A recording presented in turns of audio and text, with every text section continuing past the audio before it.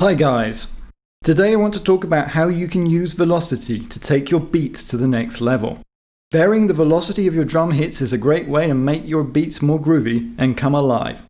I'll show you a quick example with 2 beats.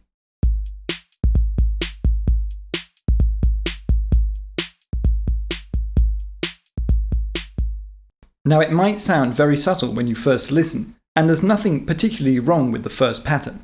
It's definitely louder, which can make things sound better, but now I'm going to loop the 2 beats a few times. While I do this, pay attention to the sound of the kick and the hats in particular.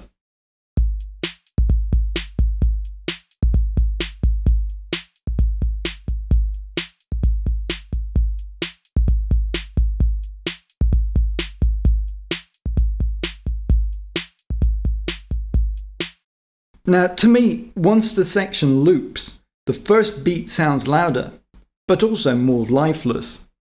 Every time the same drum hits, it sounds exactly the same. Every hit is treated as equally important. In the second beat, there's a lot more variation in the drum hits. Not every beat is treated as equal. There are hits that are accented more heavily, and hits that are not. It is these accents that give a beat its groove. Okay, let's take our basic pattern with everything the same velocity and see how we can spice it up with a few simple rules of thumb. These aren't strict rules, but general guidelines for how you can easily knock up something more interesting. As your track progresses, you will probably want to revisit the drums and fine-tune the velocities to match the rest of your instruments. But when you're sketching out a new track, you want to quickly lay down the basics. You don't want to spend hours bogged down in details when inspiration strikes. A little bit of extra effort when laying down a basic beat can go a long way. Within a bar, different beats tend to be accented more or less heavily than others. Most of the time, the first beat of each bar is the most important. Most important also means loudest, so I'll set the velocity of the first beat to a high velocity. The other beats in the bar, the 2, 3 and 4, are also important. Let's give them a little variation, bearing in mind that the kick on the 1 is the strongest accent and so will be the loudest. This will be the backbone of my beat. Depending on your genre and the feel of your beat, you might want to change the beats you're accenting, but for now, this will do fine. The hi-hat is playing quicker eighth notes throughout. It's playing on both the more heavily accented beats themselves, along with the kick and the snare, as well as between the beats. These in-between notes are generally much less important, so I'm going to give them much lower velocities. Because 1 is the most important beat, I'll set its velocity quite high.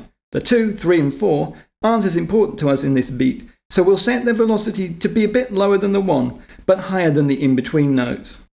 There's also some kicks that are not playing on the main beats, including one on a 16th note division. Let's set those velocities as well. The 16th notes are the least accented, so we'll set that kick pretty low. Let's give it a listen in context.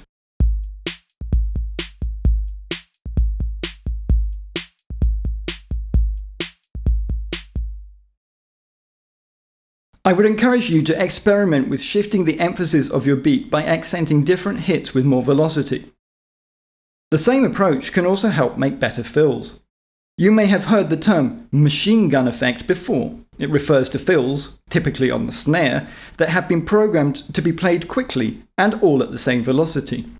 The resulting effect sounds less like a build-up and more like a machine gun spewing bullets.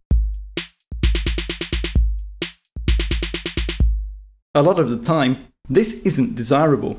To counter this effect, we're going to slowly ramp up the velocities on the snare in the fill. I'm going to keep the basic accent of the beat in mind. The snare on the 4 is an important accent, so let's make that one quite loud so as not to change the feel of the beat too drastically.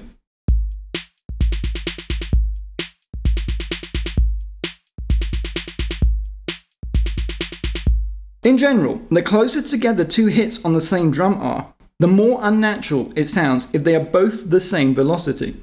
If your drum pattern has quick hits, as we saw on the kick, it sounds quite unnatural if they are both the same velocity. The same applies to your snare, of course.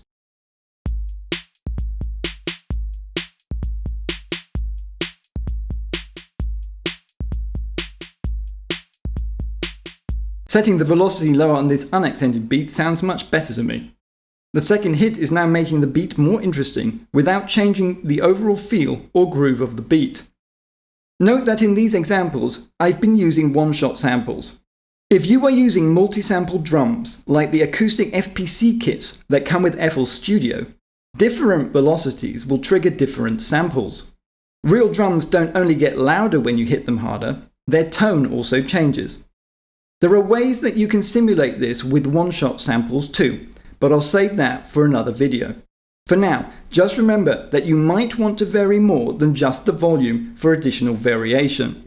One thing that I would recommend to anyone who wants to get better at programming drums is to watch some drum tutorials for actual drummers.